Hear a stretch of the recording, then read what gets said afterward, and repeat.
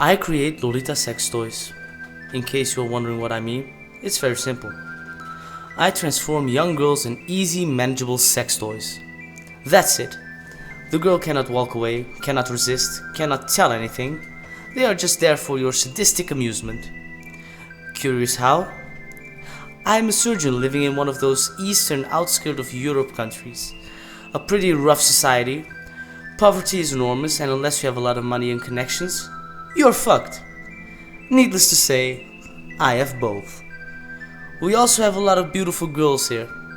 That's what Eastern European countries are well known for. Fortunately for me, some of those girls don't have parents or relatives anymore. They live in orphanages. Actually, I wouldn't call it living. It's unbelievable what you'll find there. Some very young girls are lucky to get adopted, but at the age of 16 to 18, they're too old. Some of the more pretty girls get sold into prostitution, and you could consider them lucky too. Instead of slowly fading away in filth and poverty, they get a job. And a few girls, I buy. In generally, I pick the attractive girls around 16 and 18 before puberty starts. The orphanage is very cooperative. They are glad they have one mouth less to feed, one new place to fill. They gladly accept my donations too. They never ask anything, and I never tell. They know I'm a surgeon. They probably think I do some experiments with the girls, or cut them and sell their organs. But no, I found a much more profitable business. I turn the girls into sex toys. You can order a Lolita sex toy if you want. They are not cheap. I charge between 30,000 and 40,000 US dollars for them. That is without shipping costs. But you'll get a Lolita sex toy. They'll give you satisfaction for many years. She's like a doll, but then living. A living doll, yeah. A living sex doll. Let me tell you how I turn a young orphan girl into a living doll. When I found a new, suitable girl, I will ask the orphanages to deliver her at my villa. She'll arrive naked, tied, and blindfolded.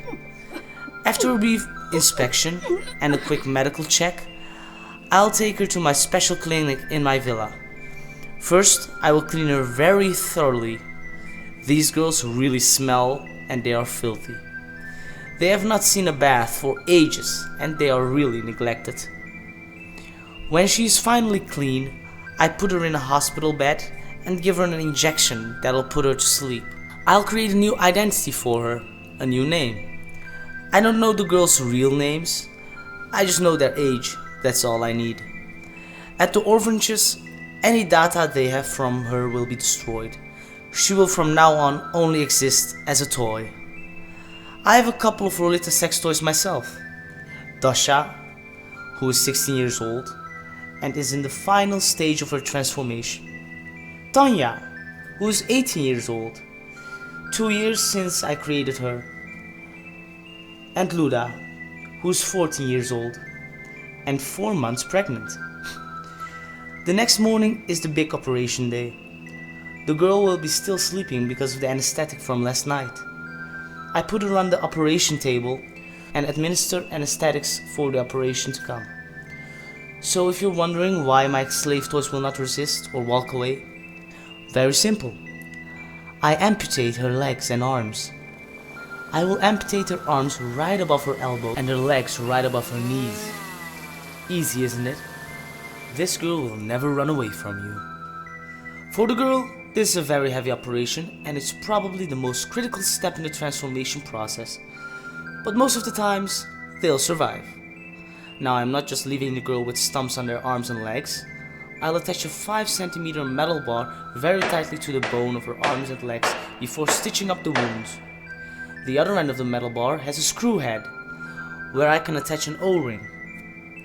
When she is ready, you'll easily secure her with a chain or padlock to any object you like. My Tanya and Luda normally have a chain behind her back attached to both rings on the stumps of her arms. It'll keep her arms nice closely to her body. In the beginning, you'll have to really take care of the wounds on the stumps to prevent infections. Once the wound is nicely healed, we'll place a silicone cover over the stump. The outside of the cover is covered with white velvets, and this actually looks quite sweet. Despite the rather cruel O-rings at the end of what's left of her arms and legs, after a few months, when the legs and arms are fully recovered, you can put some more strain on the O-rings. I started to hang Tanya years ago.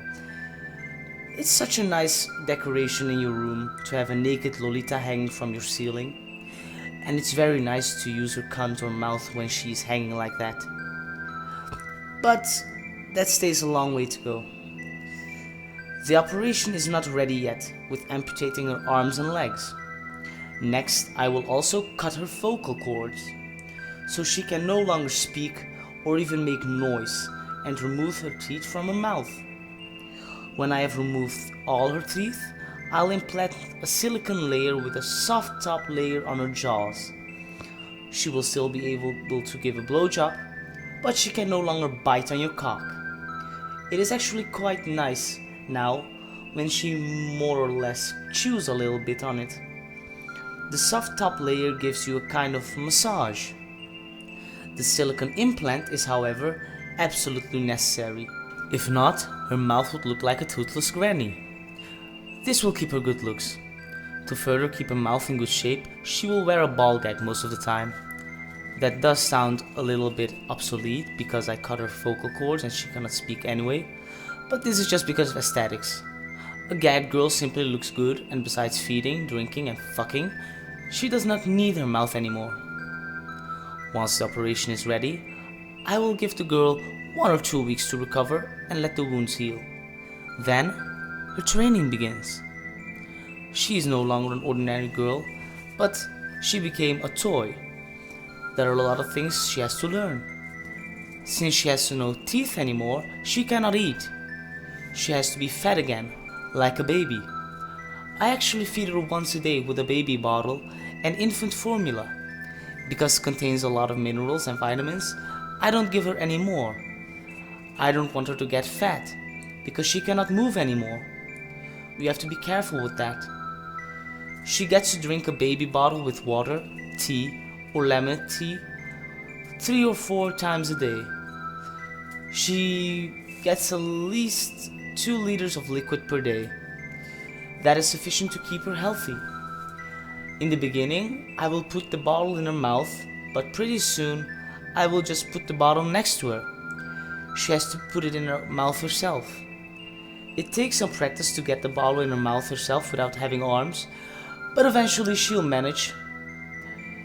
The food and drinks have to come out again, so you have to put her on the toilet a few times per day. Since she cannot move, you have to lift her up and bring her to the toilet. When I am out for business, I normally put a catheter in her urinary tract. Since she does not eat much, she does not shit much either. Although she can no longer speak, I can still communicate with her. I teach her some elementary things. I will teach her to give a proper blowjob. I will teach her to enjoy sex when her clit and labia are stimulated with a vibrator. I will also teach her what it means to be a slave. I will whip her pussy every day, mostly in combination with the use of vibrator, so she will no longer distinguish between pain and pleasure. I will put clamps and pegs on her nibbles and labia, stretch her labia, and I will intensify her training when I treat her pussy with more and more needles. Her pussy will be treated with hot wax. Her clit will be tortured with needles. Her cunt will be electrocuted. I will also have a camera running most of the time. She'll be blindfolded, but she'll have to watch it over and over again later. At some point in time, she is not only physically a slave, but also mentally. Her mind is no longer resisting. She has become totally submissive. Then I will make the last modification to her, and then she'll be ready. She will no longer be able to speak. She'll be immobilized. And until now she was able to see and hear. But I'm also taking that away. A true sex toy can no longer move, speak, see, hear, or feel. Before depriving her from her last senses, I will give her a mild anesthetic. Then I put headphones on her ears and play for several hours extremely loud noises on the headphones. This will be sufficient to damage her hearing for good. She will not be able to hear anymore. As a final touch, I will treat her eyes with a laser. She will not be completely blind. My Tanya and Luda still react to strong light. I guess they can still see some faint shadows, but they can no longer recognize anything anymore, and they are almost deaf. Nevertheless, I blindfold them most of the time, but that is because I like a blindfolded girl. They are completely numb. They don't even make noise anymore when I torture them. I can only see it from the reaction of her body, the increased speed of breathing, and the expression in her face. When she has recovered from this, she'll be transformed into a helpless little toy and she'll be ready for sale. They are very easy to keep.